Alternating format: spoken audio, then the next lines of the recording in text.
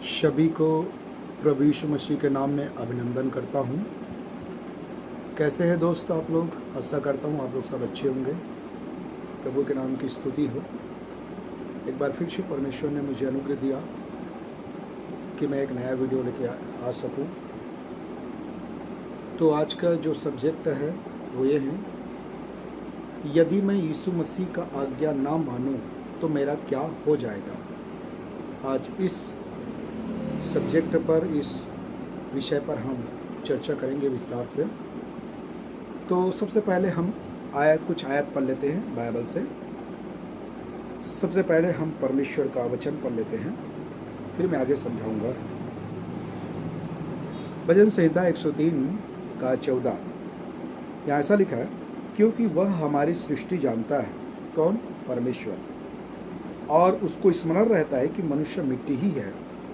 स्मरण रहता मतलब परमेश्वर को पता है, परमेश्वर ने बनाया है, परमेश्वर को याद है कि जिस आदम को बनाया हूँ वो मिट्टी का है। तो मनुष्य मिट्टी का है, मरने के बाद मिट्टी में जाता है। तो फिर यदि परमेश्वर का आज्ञा नहीं मानते हैं तो क्या रह जाता है मनुष्यों के लिए जो घमंड कर सके। और कुछ आयत है, पढ़ लेंगे। भजन संहिता 90, भजन संहिता 90 का 3 से 6। तू मनुष्य को लौटाकर मिट्टी में ले जाता है और कहता है, हे आदमियों लौटाओ, क्योंकि 1000 वर्ष तेरी दृष्टि में ऐसे हैं जैसा कल का दिन बीत गया या जैसे रात का एक पहर। तू मनुष्य को धारा में बहा देता है, वे स्वप्न से ठहरते हैं, वे भोर को बढ़ाने वाली घास के समान होते हैं। वह भोर को फूलती और बढ़ती है और सांझ तक कट कर मुरझा जाती है। ये मनुष्य के हालात, मनुष्य का जीवन ऐसा है क्योंकि मिट्टी का बना है। तो फिर मनुष्य के लिए घमंड, अहंकार या ये कहना कि परमेश्वर की आज्ञा नहीं मानेंगे तो मेरा क्या हो जाएगा, बहुत कुछ हो जाएगा जो मैं आगे बताऊंगा। एक वचन और हम पढ़ लेंगे, भजन संहिता 9 का 20। भजन संहिता 9 का 20 में क्या लिखा है? हे परमेश्वर, उनको भय दिला, यानी कि मनुष्य को भय दिला। जातियां अपने को मनुष्य मात्र ही जाने। जातियां मतलब मनुष्य जाति। मनुष्य जाति अपने को मनुष्य मात्र ही जाने, उससे बढ़कर नहीं। यदि उससे बढ़कर गए तो इसका मतलब है वो खतरे के निशान में है। तो मैं आपको बताता हूँ इन सभी आयत का क्या मतलब है। बाइबल सिखाती है मनुष्य मिट्टी का बना है। मनुष्य जो है अपने को मात्र मनुष्य ही जाने, और दूसरा मनुष्य जो है एक फूल के समान है, एक पेड़ के समान है, एक पत्ता के समान है, जैसा मैंने आगे वचन से पढ़कर सुनाया, बताया। तो यहाँ पर यह है कि यदि मनुष्य कहे कि देखो मैं घर बनाया हूँ, इतना बड़ा घर है, बहुत बड़ा घर है, बिल्डिंग तो बिल्डिंग, करोड़ों रुपया इस लागत आए, करोड़ों रुपये खर्च करके मैंने बनाई हैं अपने मेहनत से, अपने कमाई में। यदि ऐसा मनुष्य कहता है तो परमेश्वर कहता है ये तो बिल्डिंग मैंने दिया आपको। तो मनुष्य के लिए क्या है बोलने की जगह? कुछ नहीं रह गया सिवाय खालीपन का। यदि मनुष्य कहे कि मेरे पास तो बैंक में करोड़ों रुपया जमा है, मैं ऐश कर सकता हूँ, खा पी सकता हूँ, जो मर्जी मैं कर सकता हूँ, यदि मैं परमेश्वर की आज्ञा ना मानूं तो मेरा क्या हो सकता है?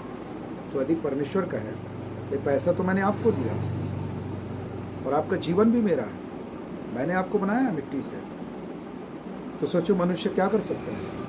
कोई जगह ही नहीं मनुष्य के लिए बोलने के लिए।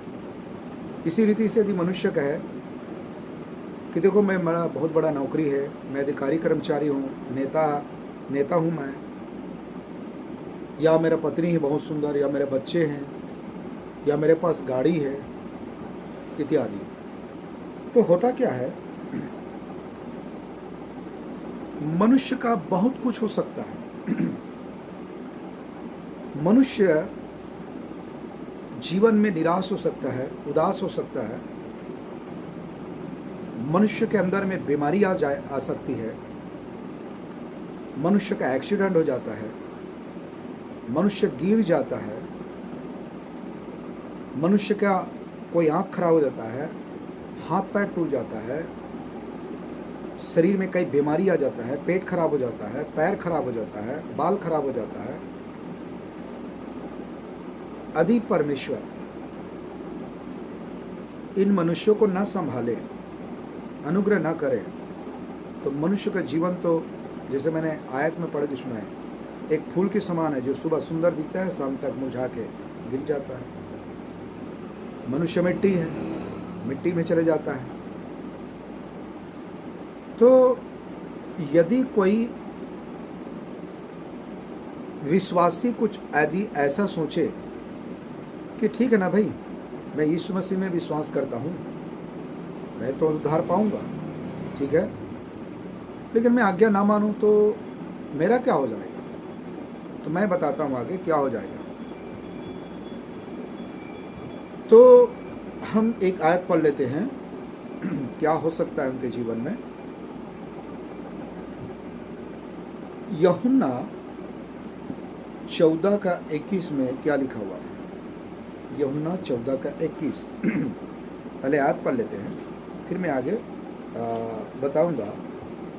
14:21, जिसके पास मेरी आज्ञाएं हैं और वह उन्हें मानता है, वही मुझसे प्रेम रखता है, और जो मुझसे प्रेम रखता है उससे मेरा पिता प्रेम रखेगा, और मैं उससे प्रेम रखूंगा और अपने आप को उस पर प्रकट करूंगा।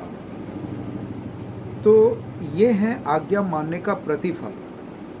परमेश्वर कहता है, यदि एक विश्वासी मेरी बताई हुए मार्ग में चलता है, मेरी आज्ञाओं का पालन करता है, मेरा भय मानता है, मैं उनके जीवन में बहुत आशीष दूंगा, बहुत आगे लेकर जाऊंगा। उनके लिए मेरा एक प्लान है, एक योजना है। मैं उनके द्वारा अपने राज्य को बढ़ाऊंगा, मैं उनके द्वारा सुसमाचार सुनवाऊंगा, मैं उनके द्वारा एक अच्छा बाइबल का वचन की शिक्षा मैं दूंगा। लोग जो है, जो टेढ़ा है, जो दुष्टता है, जो अंधकार में है, जो पाप में है, जो परमेश्वर को नहीं जानते, मैं उनके द्वारा लोगों को बचाऊंगा। मैं ये बताऊंगा कि एकमात्र जीवित परमेश्वर केवल यीशु है, ऐसा मैं उनके द्वारा बताऊंगा।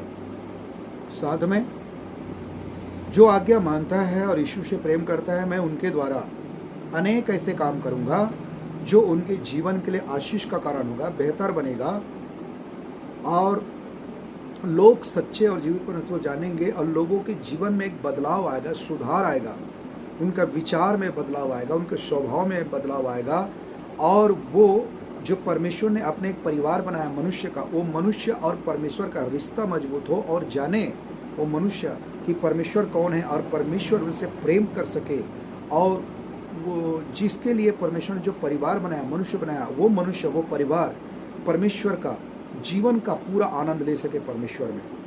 इसलिए परमेश्वर कहता है, यदि एक विश्वासी मेरी आज्ञाओं को मानता है, मुझसे प्रेम करता है, तो मैं अपने आप को प्रकट करूंगा, मैं उनसे बात करूंगा, मैं उनको अगुवाई करूंगा, भला क्या बुरा क्या है मैं उनको अपने समय में बताता रहूंगा। चाहे उनके जीवन में कोई तकलीफ भी आ रहा है तो भी मेरे आज्ञाओं को मानता रहेगा, क्योंकि उनको सच पता होगा और वो सच्चाई में चलेगा, और हर परिस्थिति में वो मेरा वचन में खड़ा रहेगा। जो मुझसे प्रेम करता है, मेरे आज्ञाओं को मानता है। लेकिन यदि एक विश्वासी आज्ञाओं को नहीं मानता तो उनके जीवन में क्या फर्क पड़ेगा, मैं आपको बताता हूँ। यदि एक व्यक्ति केवल विश्वास तक सीमित है और आज्ञाओं को नहीं मानता, तो सबसे पहले वो अपने आप को जो है संसार और संसार के सड़सड़ाहट में वो ढकेल रहा है। दूसरा, वो व्यक्ति न बल्कि वो अपने उनके जीवन, उनका रास्ता गलत हो रहा है, उनका रास्ता टेढ़ा हो रहा है, बल्कि उनके जो बच्चे होंगे, परिवार होंगे, पति पत्नी, माँ बाप, जो भी होगा, उनके लिए भी वो व्यक्ति खतरा है। क्यों? क्योंकि उनके वजह से उनका जो परिवार है वो गलत रास्ता को चुनाव कर रहे हैं, जीवन में गलत फैसला करेंगे और इसका कई परिणाम हैं, जैसा बीड़ी, सिगरेट, नशा, दारू, व्यभिचार, दुष्टता, हत्या, बदला लेना, ईर्षा, द्वेष, क्रोध, टोना, जादू, छल, कपट, बुराई। ये सब कुछ उसके जीवन में हो सकता है, क्योंकि संसार का प्रभाव उनके जीवन में होगा, टीवी, मोबाइल का प्रभाव उनके जीवन में होगा, और वो अपने लिए अच्छा पद नहीं रख पाएगा, और वो कई पापों से समझौता करेगा, कई झूठ बोलेगा, एक झूठ को छुपाने के लिए कई झूठ बोलेगा। वो ऐसे ऐसे काम करेगा जो परमेश्वर को पसंद नहीं है। यदि कोई व्यक्ति परमेश्वर की बताए हुए मार्ग में नहीं चलता, उसकी आज्ञाओं को नहीं मानता, तो ये दुष्परिणाम उनके जीवन में आ सकता है। संभवतः हो सकता है उनको विश्वासी ना हो प्रभु में, केवल वो विश्वास करने का ढोंग कर रहा हो, तो ऐसा विश्वास में पहला उनका उद्धार ही नहीं होता है। क्यों? क्योंकि विश्वास को साबित करना होता है कर्म पर, और कर्म करने वाला व्यक्ति ही एक आज्ञा को मानता है, यीशु के बताए हुए मार्ग में चलता है, ताकि ये साबित करके दिखाए कि मेरा जो विश्वास यीशु में पक्का है। तो देखा, ये हो सकता है। दूसरा, आज्ञा न मानने वाले के कारण से वो कई पाप में पड़ सकता है, शैतान के प्रलोभन में फंस सकता है। कैसे? कुलुस्सियों के पत्री 3 अध्याय, कुलुस्सियों के पत्री 3 अध्याय में हम देख सकते हैं परमेश्वर का वचन क्या लिखा है। 5 से मैं पढ़ रहा हूँ, कुलुस्सी 3:5। इसलिए अपने उन अंगों को मार डालो, विश्वासी को बोल रहा है यहाँ पर पौलुस, जो पृथ्वी पर है, जो हमारा जो शारीरिक जीवन है ना पृथ्वी पर, उनकी बात हो रही है। तो आगे लिखता है, अर्थात व्यभिचार, अशुद्धता, दुष्कामना, बुरी लालसा और लोभ, जो मूर्ति पूजा के बराबर है। इन्हीं के कारण परमेश्वर का प्रकोप आज्ञा ना मानने वालों पर पड़ता है। आज्ञा ना मानने वालों पर पड़ता है क्रोध, परमेश्वर का गुस्सा, क्रोध। और तुम भी जब इन बुराइयों में जीवन बिताते थे पहले, यीशु में नहीं आने से पहले, तो इन्हीं के अनुसार चलते थे। पर अब तुम भी इन सब को, अर्थात क्रोध, रोष, बैरभाव, निंदा और मुंह से गालियां बकना, ये सब बातें छोड़ दो। बाइबल सिखा रही है, ये आज्ञा है परमेश्वर का, छोड़ दो इन सब बुरी बातों को। 9, एक दूसरे से झूठ ना बोलो, एक दूसरे से झूठ मत बोलो, क्योंकि तुमने पुराने मनुष्य तत्व को जो उसके कामों समेत उतार डाला। जब ने आपने पाप को माना, स्वीकार किया, मैं एक पापी हूँ, यीशु को स्वीकार किया, तो इसका मतलब है उतार डाला। तो वचन में बढ़िए, विश्वास में बढ़िए। जब जैसे जैसे वचन में बढ़ते जाएंगे, आपके जीवन में बदलाव आएगा। आगे, और नए मनुष्यत्व को पहन लिया, अर्थात यीशु मसीह को पहन लिया, यीशु के स्वभाव, यीशु की आज्ञाकारिता, यीशु के प्रेम को पहन लिया, जो अपने सृजनहार के स्वरूप के अनुसार आज्ञा प्राप्त करने के लिए नया बनता जाता है। तो यदि कोई व्यक्ति इन चीज़ों को नहीं मानता, तो जितने भी अभी पाप मैंने आपको गिनवाए बाइबल से, ये सारी पाप वो करेगा, वो हर बात को समझौता करेगा। फिर आप बताइए उनके जीवन में कैसे बदलाव आएगा। आगे जाकर उनके घर के लोग कैसे जान पाएंगे सच्चे परमेश्वर को, और वो कैसे विश्वास करेंगे। क्या कोई ऐसा विश्वास है जो कोई कहे कि नहीं, केवल मैं यीशु मसीह में विश्वास करता हूँ, लेकिन मैं उतना नहीं मानता या मानती हूँ, या मुझे कोई इंटरेस्ट भी नहीं है, या आज्ञा नहीं भी मानूंगा तो मैं क्या हो सकता है। तो मैंने आपको पढ़ाया क्या हो सकता है। सबसे पहली बात, यदि हम परमेश्वर की आज्ञा नहीं मानते हैं, तो परमेश्वर का क्रोध, गुस्सा हम पर होता है, और उसका कई दुष्परिणाम हो सकता है, जैसे बीमारी, एक्सीडेंट, मृत्यु, शराब, बीड़ी, सिगरेट, व्यभिचार, दुष्टता, पाप इत्यादि। ये सारे हो सकता है।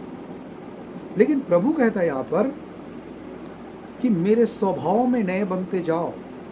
यदि आपका विश्वास यदि जिंदा है, तो ये प्रमाणित करके दिखाना है कि मैं यीशु के बताए हुए मार्ग में चलूंगी। यदि यीशु के बताए हुए मार्ग में चलेंगे, तभी हम अपने जीवन में एक बदलाव को देखेंगे। अंदर से हमारा हर चीज बदलाव को हम देख पाएंगे, और लोग देखेंगे, साथ में हमारी पत्नी, हमारे बच्चे भी ये चीज को देख पाएंगे, जिसका परिणाम ये होगा कि यीशु में हमारा जो विश्वास है वो बहुत गहरा होता जाएगा, और हम आज्ञाकारिता होंगे, परमेश्वर के सेवा में, भय में, वचन में बढ़ते जाएंगे, और परमेश्वर हमारे द्वारा कई ऐसे बड़े बड़े काम करेगा। जैसे किसी हमारे जीवन के द्वारा, मतलब परमेश्वर क्या करता है, मेरे जीवन के द्वारा कई लोगों को सुसमाचार सुनाएगा, वचन की शिक्षा देगा, किसी का जीवन बदलेगा। यदि कोई भाई बहन सच्चे मन से यदि सच्चा परमेश्वर को ढूंढ रहा है तो यीशु उनके द्वारा मिल जाएगा। कई नशा से मुक्ति हो जाएंगे, चोरी से मुक्ति हो जाएंगे, झूठ कपट से उनके जीवन में बदलाव आएगा इत्यादि। परमेश्वर की आज्ञा मानने से, उनके स्वभाव में प्रतिदिन बनते जाने से अपने भीतरी मनुष्य तत्व प्रतिदिन हम एक बलवंत होते जाएंगे, नया बनते जाएंगे।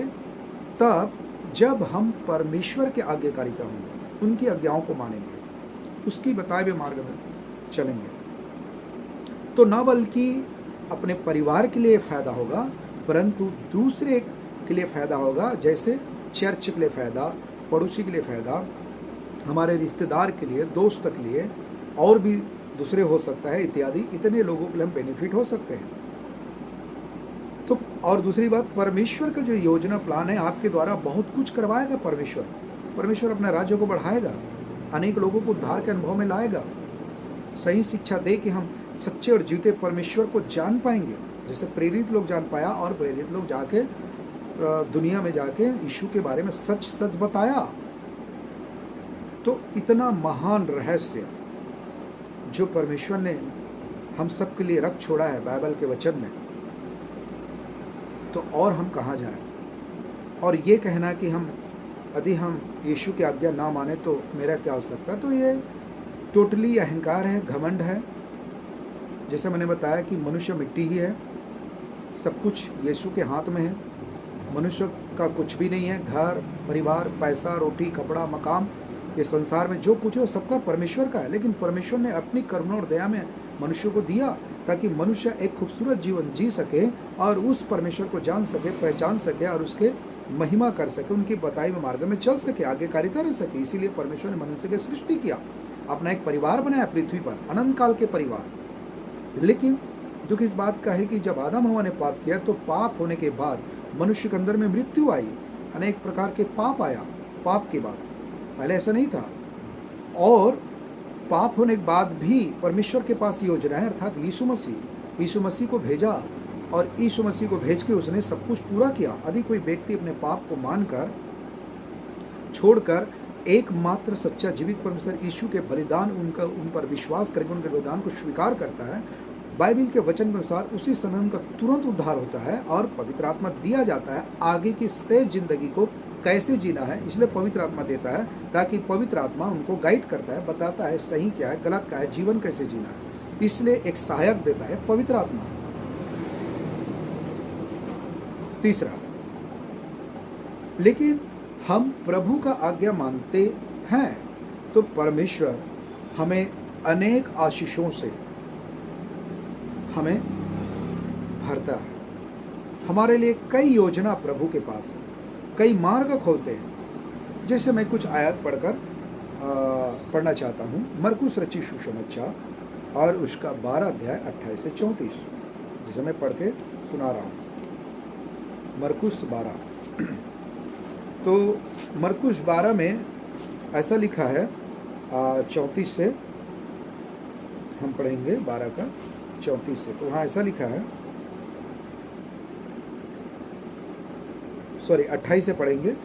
28 में ऐसा लिखा है, शास्त्रियों में से, मरकुस 12:28, शास्त्रियों में से एक ने आकर उन्हें विवाद करते सुना।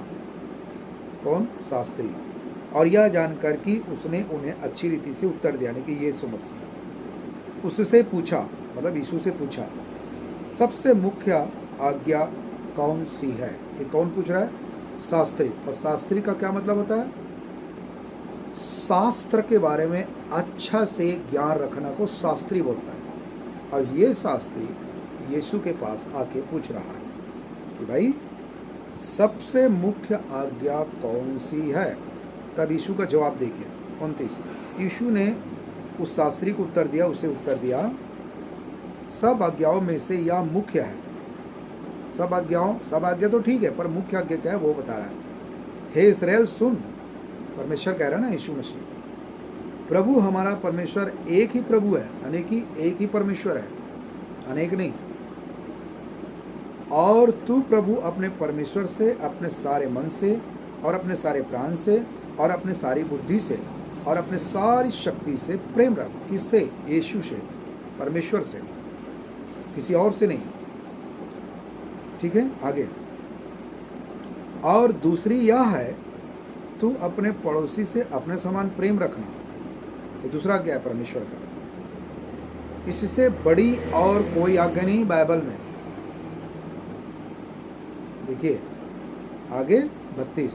शास्त्री ने उससे कहा, हे गुरु, तू बहुत ठीक, तूने सच कहा कि वह एक ही है और उसे छोड़ कोई नहीं। 33।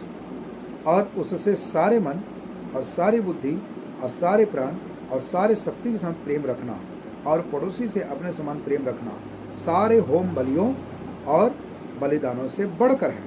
अब यीशु का जवाब। जब यीशु ने देखा कि उसने समझ से उत्तर दिया तो उससे कहा, तू परमेश्वर के राज्य से दूर नहीं और किसी को फिर उससे कुछ पूछने का साहस ना होगा। तो सबसे पहली बात, यहाँ पर तो यीशु हृदय पढ़ सकता है।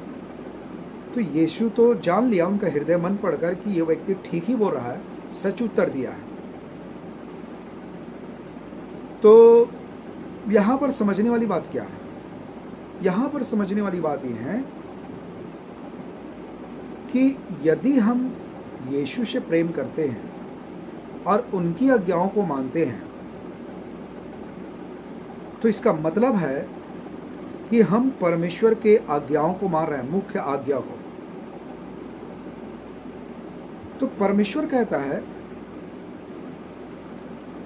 मैं आपके जीवन के द्वारा तो यही दिखाना चाहता हूं संसार को, मैं आपके जीवन के द्वारा यही तो बताना चाहता हूं संसार को जिसके लिए मैंने मनुष्य को बनाया, रचा पृथ्वी पर, कि मनुष्य मेरे अधीन में होकर सबसे पहले मुझे जाने पहचाने कि मैं कौन हूँ, मेरा स्वभाव कैसा है, मेरा विचार कैसा है, मेरा सहनशीलता क्या है, मेरा सामर्थ्य क्या है, मेरा प्रेम करुणा दया क्या है, मेरा उद्धार क्या है और मेरा न्याय कैसा है, क्योंकि वो न्यायी परमेश्वर भी है ना।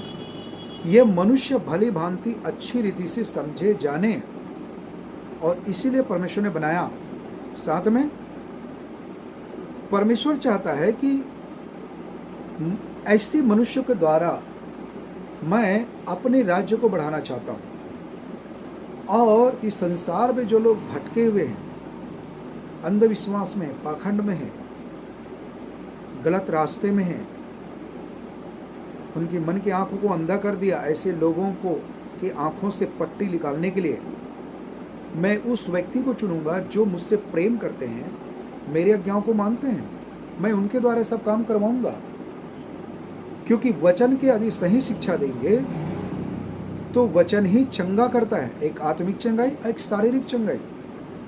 वचन ही जीवन बदलता है, वचन से हम आशीष पाते हैं, वचन से हम आगे बढ़ते हैं, वचन से ही हम परमेश्वर की सेवा करते हैं और वचन से हम बता सकते हैं कि यीशु ही प्रभु है इत्यादि।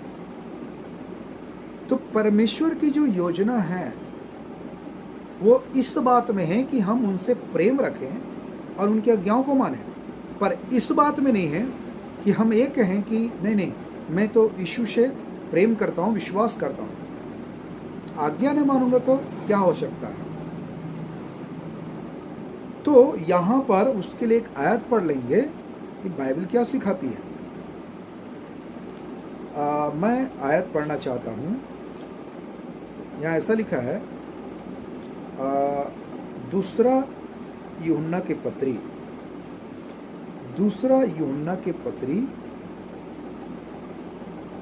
और हम उसका पढ़ेंगे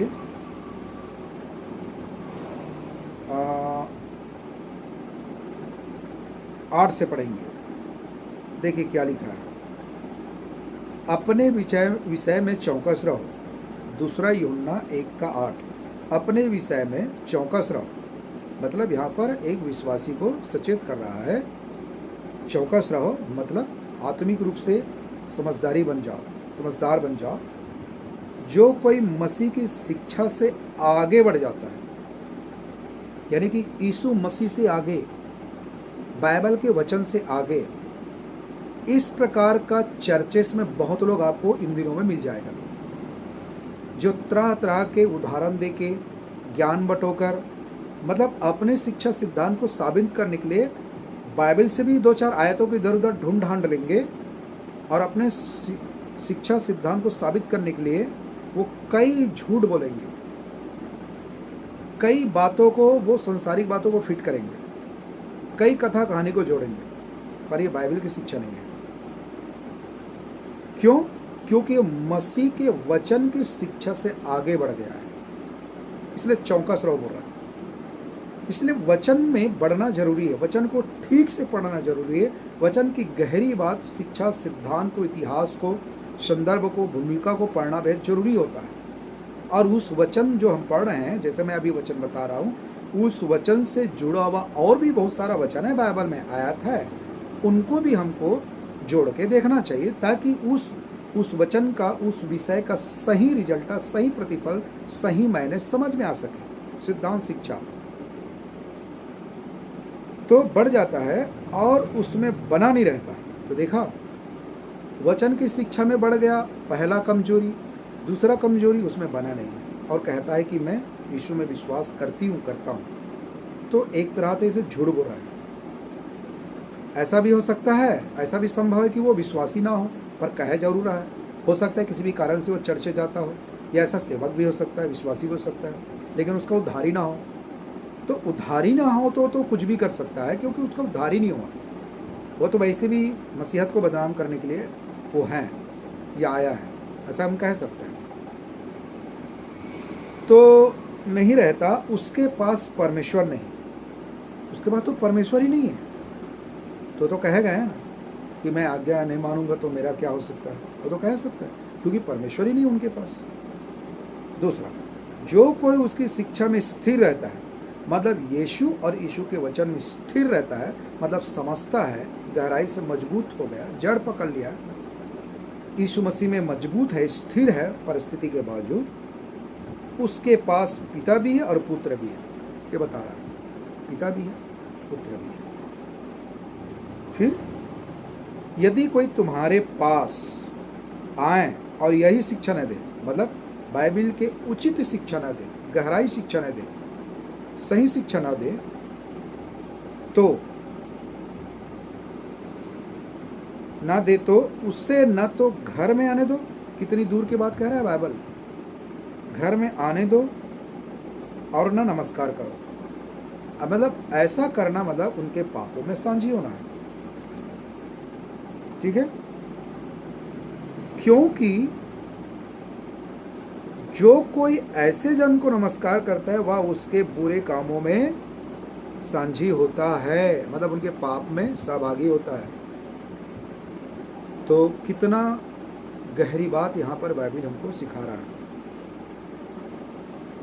इसलिए प्रभु के प्रिय लोगों, दोस्तों, मैं जो समझा रहा हूँ, वचन दर वचन, आयत दर आयत, बाइबल की गहरी बात, बाइबल की सही शिक्षा, उनको समझने की कोशिश करें।